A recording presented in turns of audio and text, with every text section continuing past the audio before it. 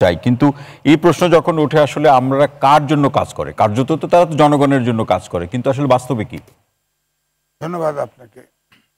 আমি একটু ভিন্নভাবে দেখতে চাই। জি বলুন। বাংলাদেশের জন্য সেটা হলো আমলা ছাড়া কিন্তু কোনো দেশ নেই, আমলা আছে, কিন্তু আমলাদের কাছ থেকে একটা রাজনৈতিক সরকার সাংবিধানিক নীতি আইনের মধ্যে থেকে কাজ আদায় করে নেওয়া, এই যোগ্যতর সরকারকে আমরা প্রতিষ্ঠা করতে পারি কিনা।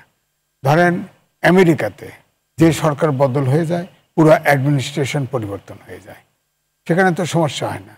বাংলাদেশে আপনার আমলাদেরকে আলাদাভাবে রিক্রুট করা হয়, আলাদা ট্রেনিং হয়, আলাদা থাকে। তারা রাজনৈতিক সরকারকে নীতি প্রণয়নে বা প্রশাসন চালানোর এবং জনগণের স্বার্থে কাজ করে সহযোগিতা করার দরকার। কিন্তু আমলাদেরকে নানাভাবে প্রলুব্ধ করা হয়, পরিস্থিতি এমন করা হয় যে আমলারাও রাজনীতিতে জড়িয়ে পড়ার মতো পরিস্থিতি তৈরি করা হয়। ধরেন এই যে নামটা খুঁজলাম, যে মখা আলমগীর, তিনি প্রথম সক্রিয়ভাবে আমলাদেরকে রাজনীতিতে যুক্ত করেন। প্রেস ক্লাবের সময় আপনার মঞ্চ করা হয়, সেখানে মিছিল করে সচিবালয় থেকে এসে ওইখানে যোগ দিল। ওইটাও কিন্তু প্রথম ঘটনা যে আমলারা সরাসরি রাজনৈতিক সভায় এসে যোগদান করলো, মিটিংয়ে সরাসরি। এটাই প্রথম ছিল প্রেস ক্লাবের সামনে। তো এই জন্য আমি বলবো যে আমলারা ধরেন রাজনৈতিক সচেতন থাকবে, কিন্তু রাজনীতি করা তো তার সার্ভিস রুলও অ্যালাউ করে না। তারা রাজনৈতিক সরকারকে তার পলিসি বাস্তবায়নে সহযোগিতা করবে, কিন্তু সেটি বাংলাদেশে হচ্ছে না। কারণ যিনি তার উপরে বসেন তাকে মিসগাইড করতে পারে, কারণ তারা আমলারা তো বিসিএস দিয়ে। তার মানে কি মনে করছেন দুই পক্ষের কাছ থেকে সুযোগ নেয়? আমলারা সুযোগ নেয়, আবার যারা সরকারে থাকে তারাও সুযোগ নেয়, মানে সেটাই বলছি, আমলাকে ব্যবহার করে সুযোগ নেয়। উভয় পক্ষের কারণে এই পলিউটেড হয়েছে আমলারা। আমি বলবো এককভাবে আমলারা দায়ী নয়। আপনি দেখেন কোন রকম যদি এক্সট্রা পয়সা ইনকাম অর্থাৎ ঘুষ খাইতে হয়, তাহলে আমলার সহযোগিতা লাগবে। মন্ত্রী সাহেবের উপরে তেমনি বসে থাকে, আবার উনি আমলার সাহেব চুরি করতে হলেও মন্ত্রী সাহেবের সহযোগিতা লাগবে। এখানে তো একটা নেক্সাস গড়ে ওঠে।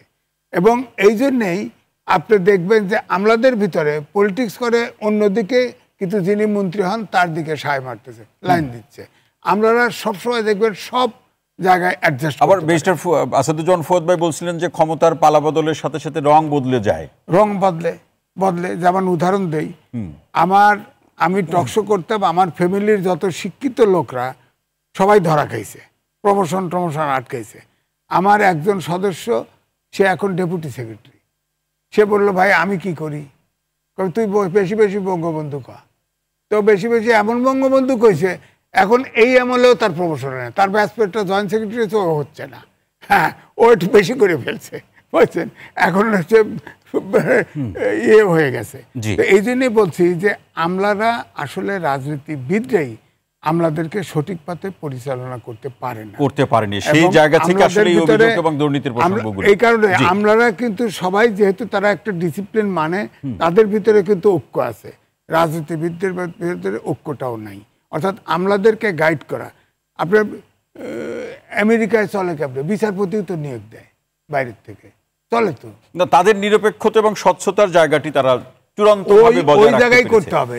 আমার কথা হচ্ছে যার যে কাজ, সেই কাজটার ভিতরে আন্তরিক থাকতে হবে। আমলার যে কাজ, সেই কাজে সে অনুগত থাকবে। রাজনীতিবিদ যে তার আমলার কাজ হচ্ছে যে সরকার ক্ষমতায় আসবে তাদের পলিসি বাস্তবায়ন করবে জনগণের স্বার্থে।